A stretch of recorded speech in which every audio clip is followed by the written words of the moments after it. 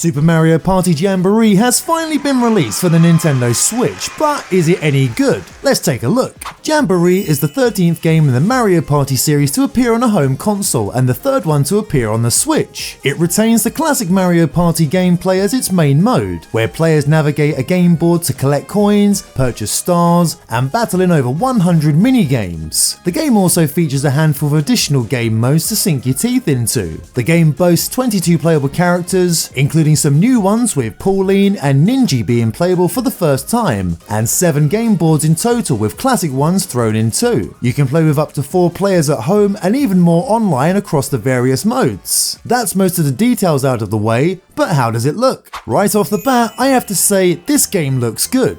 The main setting of the game is full and rich with some amazing depth, detail, and the usual Mario charm. All of the individual boards have some great character and great use of colour. Pretty much from the get-go, you know this game is going to be easy on the eyes from the opening sequence. Is it the most perfect looking game you've ever seen? Probably not. But like most games in the Mario-verse, they play to their strengths and usually come out with some great results, and in the case of Jamboree, definitely one of the best looking Switch games for a while. Sound-wise, the game is solid. The characters and the usual Mario sound effects make you feel right at home. With the music, everything fits where it's supposed to and doesn't feel out of place. To me personally, although there wasn't anything that truly stood out in the music department, thematically, it's pure Mario, no doubt. I am sure though once I play a bit more of this, I'm probably going to be humming some of the tunes. If you have played a Mario Party game before, then you will feel right at home. If you are new, then you are in for a treat, as Nintendo themselves have stated that this is the biggest Mario Party ever, and they aren't wrong. As mentioned before, the meat and potatoes of the game is the party mode, where up to 4 people can play on the game boards and compete against each other by collecting coins, purchasing stars, and taking part in some pretty awesome mini games. This mode features a new addition called Jamboree Buddy, which can give various advantages to you on the game board. You have the option to unlock and use them if they appear on your board, but you'll need to compete in a special minigame against your opponents first. Additionally, there are so many modes available. You have a huge selection of mini-games that you can play, whether it be normal or motion controlled, and can even switch off the motion controlled ones from the party mode. Then there's Bowser Kaboom Squad, where 8 players team up to take down a giant imposter Bowser in a mode that's actually pretty fun, to be honest. There's a 20-player battle royale of sorts where you get involved in some simple mini-game madness called Koopathlon, which is a great way to get a quick session of some Mario Party fun. There's also some additional game modes that are solely motion controlled focused, which are pretty fun, such as Paratrooper Flight School, Toad's Item Factory, and Rhythm Kitchen. The game also features a story mode of sorts called Party Planner Trek, which is a simple, relaxed way of completing some tasks and also getting to familiarise yourself with the game's boards. The main story in Jamboree will probably take you about 4 hours or so on average, which is absolutely fine for what it is, as you can collect items that help decorate the plaza and such. But remember, this is a multiplayer party type game with lots of different game modes. You can't really quantify the length for this, but I can say with some confidence that you will probably get some decent mileage out of it. You can play solo, local, online, party, and all that stuff. Whatever it may be. There isn't a number, but I think you might be getting your money's worth. Like many other people have said, this was probably one of the most anticipated games that was announced at the June Direct, and boy have they delivered.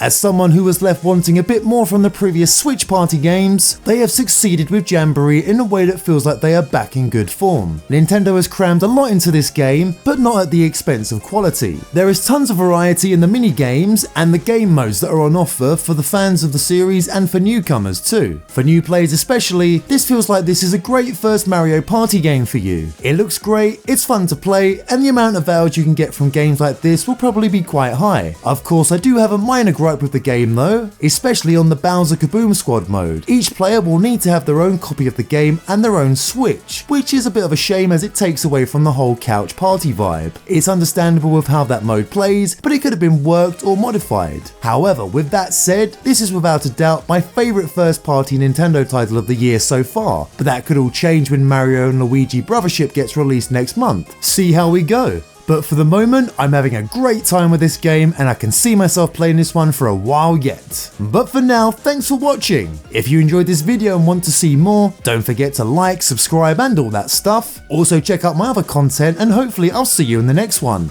Bye for now.